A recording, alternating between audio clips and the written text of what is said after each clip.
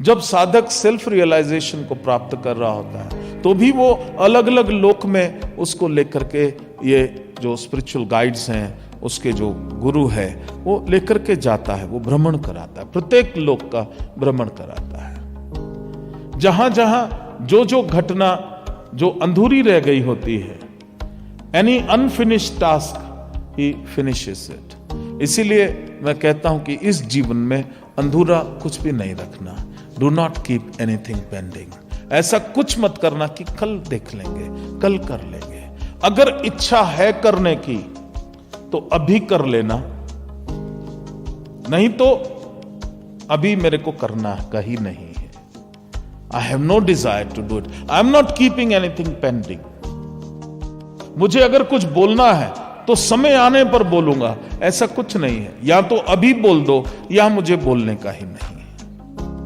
अगर ऐसा कुछ भाव रह गया कि मैं बाद में बोलूंगा, तो फिर तुम्हारे को वो एक इश्यू अंदर रह जाएगा। सेल्फ रियलाइजेशन में वो बाधक बनेगा, वो स्पिरिचुअल ग्रोथ में वो बाधक बनेगा।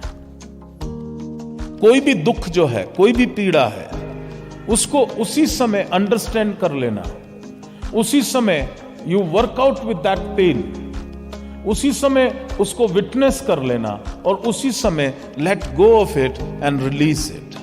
अगर नहीं किया तो वो पेंडिंग रह जाएगी। That is unfinished task. आत्म साक्षात्कार उसको होता है जिनके लिए अब कुछ भी फिनिश करने के लिए नहीं बचा। गौतम बुद्ध को बोधित्व क्यों प्राप्त हुआ था? क्योंकि वो प्रत्येक के पास गया, मेरे को ज्ञान दो, और हर किसी ने जो ज्ञान दिया वो सब साधना करता गया, करता गया, करता गया। और जातक कथाओं में उसको अलग अलग सभी जन्म की एक एक घटना उसको याद आई, उसने उसको विटनेस किया। और जो लेसन उसने हर जीवन का था, उसको ही लर्न्ड दैट लेसन। और जब सब कुछ कर लिया तो एक दिन वो बैठा था, अब तो कुछ रहा ही नहीं करने के लिए, अब तो कोई पेंडिंग काम नहीं रहा। और जैसे ही वो ऊपर देखा उसने, और अब कुछ भी नहीं बचा करने के लिए, कोई पेंडिंग काम नहीं रहा, कोई अधूरा काम नहीं रहा, उसी समय आत्म साक्षात्कार हो गया।